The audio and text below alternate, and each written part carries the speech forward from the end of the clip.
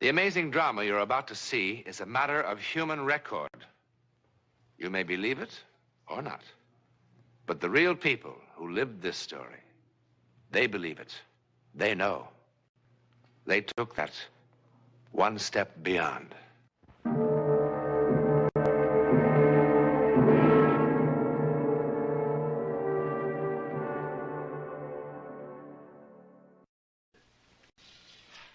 Here in this warm, secure London house, early April 1912, began the bizarre and untold chapter of a news story that would soon stun the civilized world. In this library was an unread book. Coming events cast their shadows before them. Maybe. Remember this book. We'll come back to it later. It might shock you.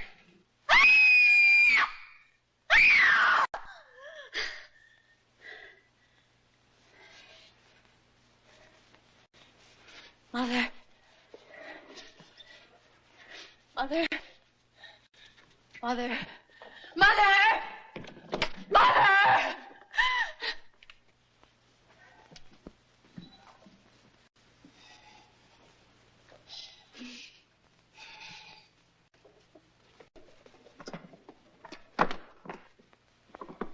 What is it? What's wrong, dear? It was water. Dark water. I was drowning. I couldn't swim anymore. I was drowning. Oh, you just had one of those old-fashioned nightmares. Oh, no. I don't blame you. All this excitement about the wedding. No wonder. Eric was there. And I couldn't find him in the dark. And the water closed in over me. What does it mean? Nothing. Absolutely nothing. And in 4 days you'll be married and in Switzerland on your honeymoon. The happiest bride that ever was. And you can't drown in Switzerland. Nobody ever does. All they do is bang into trees on those foolish skis. But drowning? No. It was all so clear to me. And I could feel the water. It was like ice. Now, if you must dream, I order you to dream only pleasant things. Eric, your wedding dress, and how happy you're going to be. Promise? That's better. Now, come on back to bed. But I couldn't find him. I couldn't find Now, him. that is enough, darling. And I shouldn't worry Eric with this. He's been trying so hard to make everything wonderful for you. There.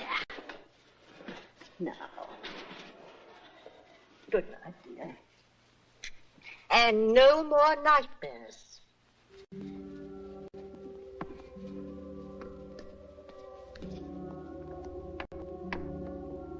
Good night.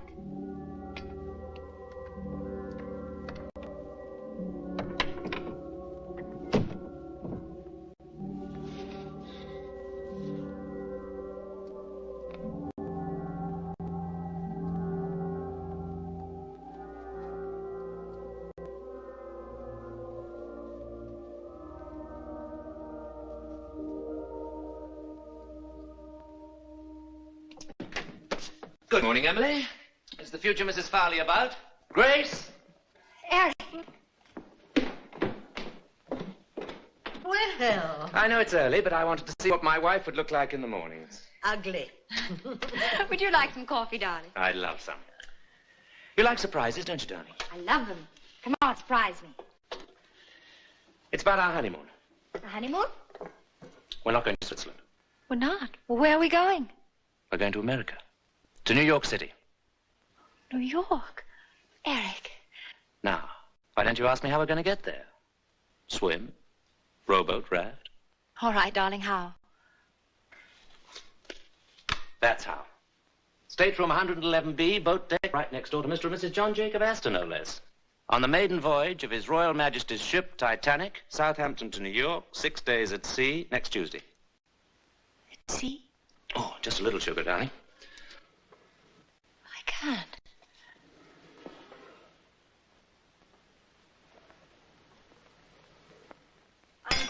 I can't believe it. I can hardly believe it myself, but the office has connections.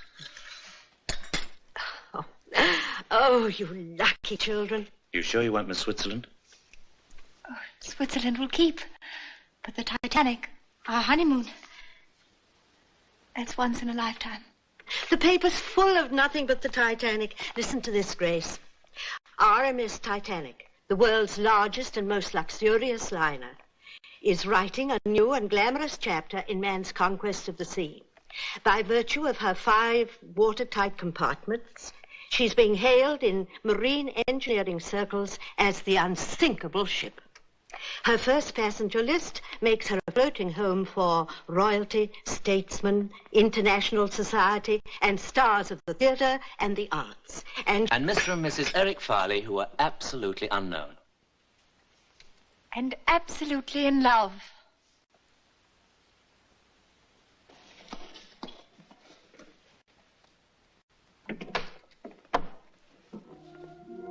Grace. Grace!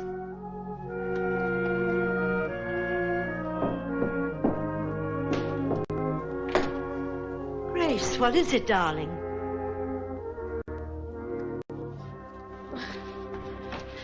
What is it?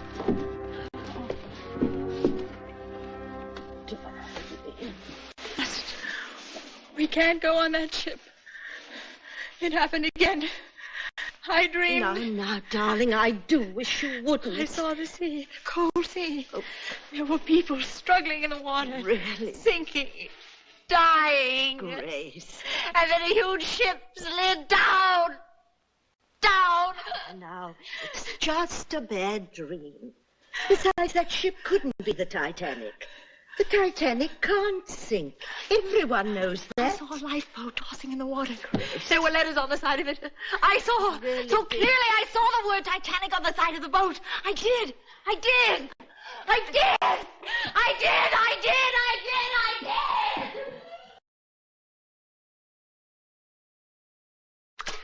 Just what I've always wanted.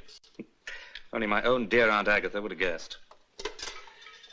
Have you ever kept birds, my darling? No, neither have I. You ever thought of keeping birds? Neither have I. And by all means, write dear Aunt Agatha and tell her she's made us very, very happy. I will.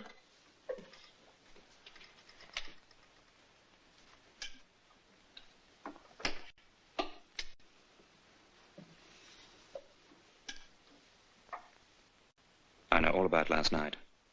And the night before that. Mother told you. I suppose you think I've gone off my head, one of those silly, hysterical women. I think you're a lot overtired and a little over-imaginative. But this isn't my imagination. Believe me, I saw it. Now, that is silly. You don't believe what you see in your sleep? I mean, unless you're a gypsy. Grace, do you trust me? You know I do. Then don't spoil the happiest time of our whole lives just because of a bad dream. Everything's going to be all right, I promise. I'll take care of you always. Oh, hold me tight, darling. You know, if I didn't know you so well, I'd think that you'd fallen in love with another man, that you didn't want to marry me. I couldn't love anybody but you. Very well, I believe you. Only remember, if there ever is another man, I was one of the best shots in the Coldstream Guards.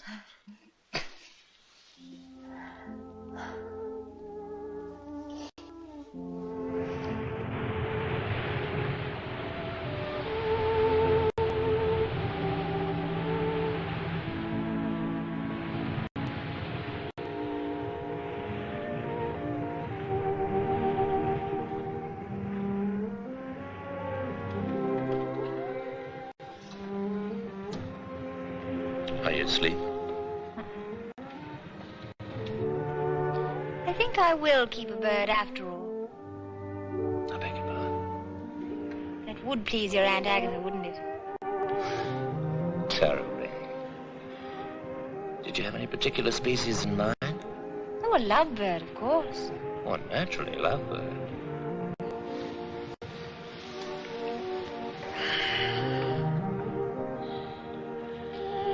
Thank you, darling. What for? The 6 most perfect days of my life.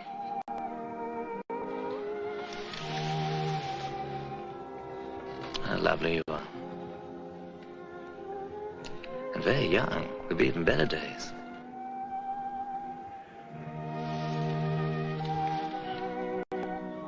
You've forgiven me, haven't you, for those silly scenes I made? I've forgotten the whole thing.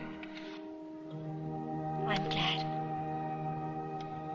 Such awful, ridiculous dreams. It wasn't a dream at all.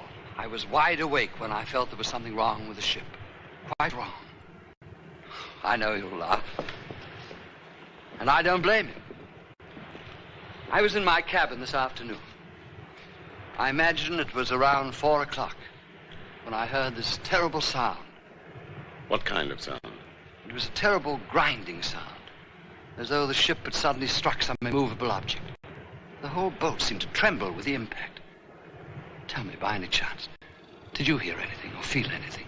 No, I heard nothing like that, I'm happy to say. You know, it's probably your imagination, or more likely, indigestion. Now, why don't you see the ship's doctor? He's a good man, I'm told. Oh, I'm all right physically. It's just that for the first time in my life, I'm afraid. I'm afraid even for the next few hours. I don't know what I'm afraid of. It's as though something in my soul. No, if I weren't such a hard-headed realist and I were at home, I think I'd call on my minister.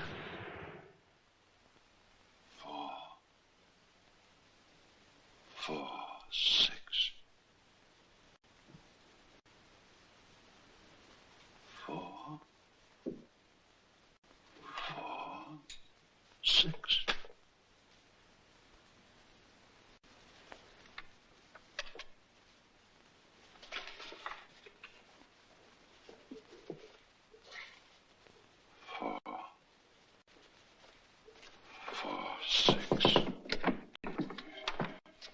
Excuse me, Dr. Morgan, but it's nearly time for the service. Miss Parsons, I'd like the congregation to sing hymn number 446 tonight. But, Dr. Morgan, the hymns for tonight are already posted in the church, and the organist... Please, 446. I didn't know that was one of your favorite hymns. It isn't. I don't even know the words. I simply know that we must sing it tonight.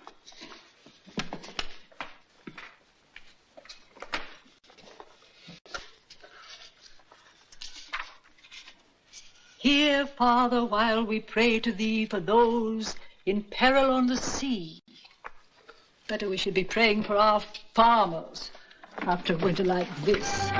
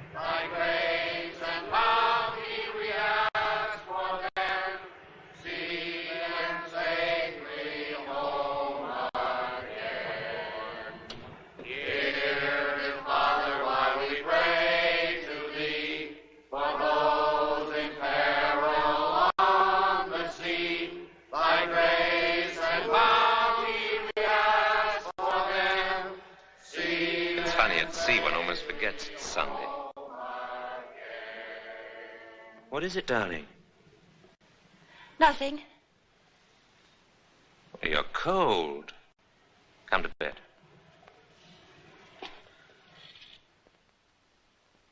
Harry Teller, you're the only man in New York City that's still up. You've been here for 4 hours. I don't know what's wrong with me. Harry, what's this? I thought you were supposed to be drawing pretty girls in the new spring styles. You'll never make the deadline now. I don't know how it happened. I don't know, helpless. Something seemed to be guiding my hand. I can't explain it. You're tired. You've been working too hard. Now, come on. No.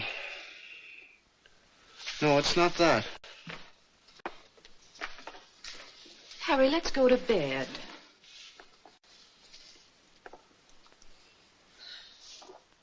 You know, this drawing, it's awful. I don't know who would want it. But you know something? This is the best work you've ever done. I've never seen you do anything like this before. All of this detail in here. And Harry, what is it? Your hands are like ice. The water in the drawing was cold. Icy cold.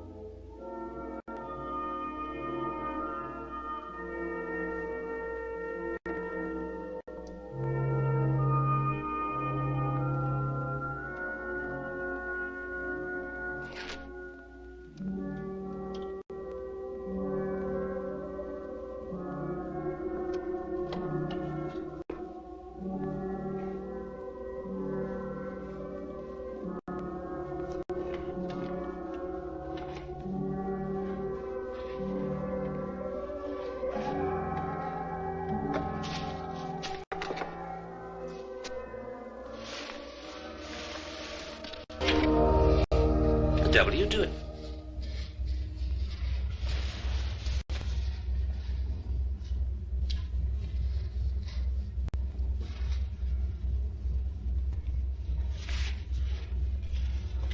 Wait. Grace. Grace.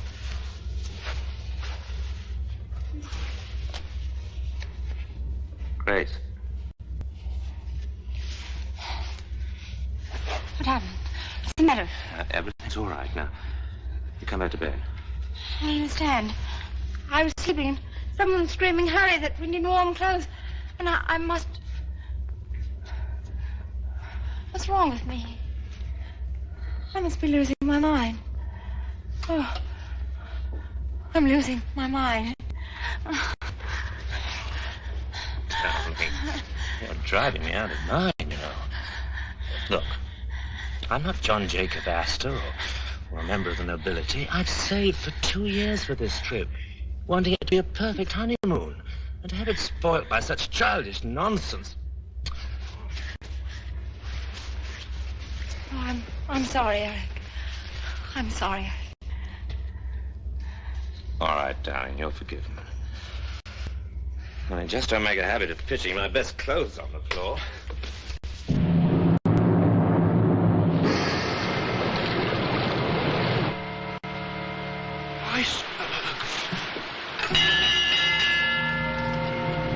Iceberg, get ahead! Iceberg, get ahead! Iceberg, get ahead!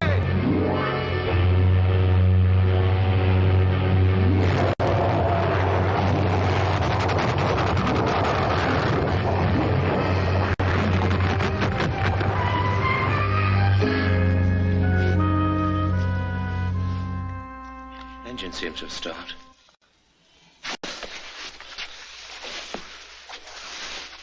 You all right?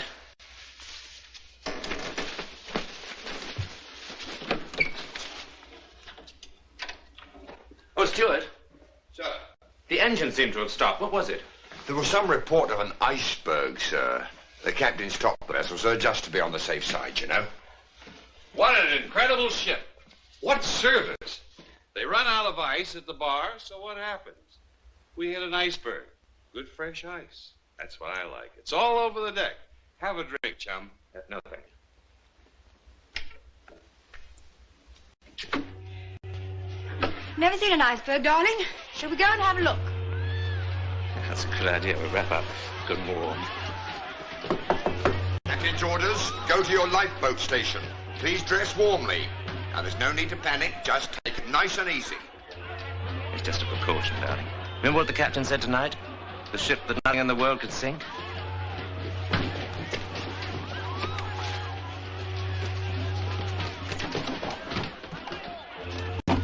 What are you doing? Trying to impress an iceberg with your jewels? Just in case we might not be coming back. Oh, come on.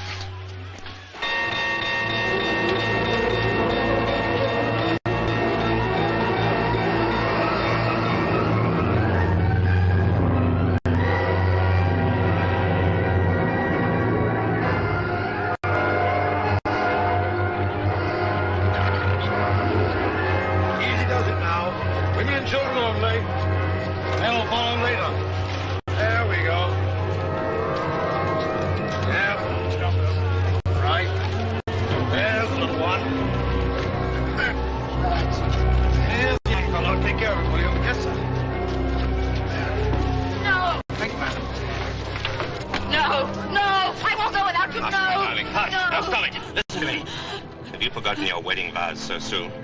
Love, honor, obey. Now you go with the other women in boat 4.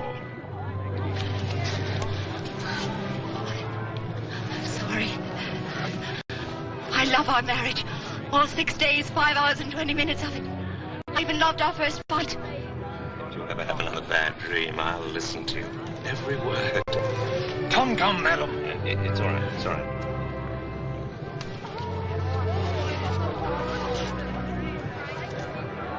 Good night, my love.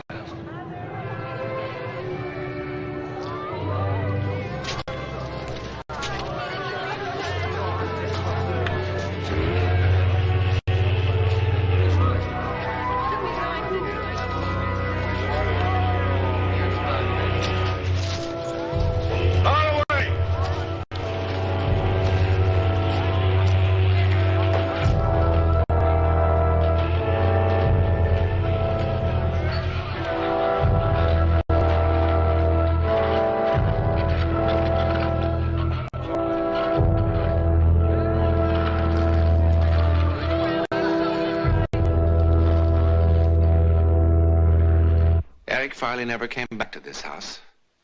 Over 1,500 people perished that dreadful night aboard the Titanic. Eric Farley was among them. You've seen some of the unexplained supernatural events surrounding the life and death of a great ship. Now, do you remember this book? It's a novel published in 1898, 14 years before the ill-fated vessel was even dreamed of. The title, Futility. Its author, Morgan Robertson. It's a story about the largest liner ever built, carrying on its maiden voyage the rich and great of the world. Then, on an April night, it struck an iceberg. The vessel in this book was 70,000 tons. The Titanic, 66,000 tons. The length of the ship in these pages, 800 feet. The Titanic, 882 feet. Both made 25 knots. Both carried about 3,000 passengers. Both liners had lifeboats for only a fraction of that number. And both were considered unsinkable. Oh, one more thing. The author called his ship the Titan. In a moment, something else to think about.